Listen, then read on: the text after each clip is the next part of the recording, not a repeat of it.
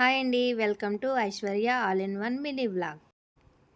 ఏంటి పువ్వుల మాలలు చూపిస్తున్నాను అనుకుంటున్నారా? ఈరోజు మా ఊరి గోవింద నిలయంలో జగన్నాథ స్వామి వారి అర్చనా కార్యక్రమాలు ఉన్నాయండి. దానికోసమని ఈ పువ్వులు మాలలు కట్టానన్నమాట. ఈ పువ్వులే కాదండి, తులసి దళాలు కూడా పెద్ద మాల కట్టానండి. 2 మాలలు కట్టాను.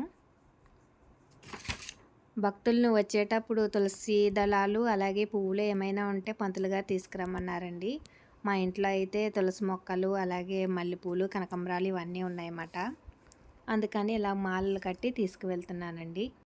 అలాగే స్వామివారికి వెన్నపూస అటుకులు బెల్లం ప్రసాదంగా పెడతారంటండి.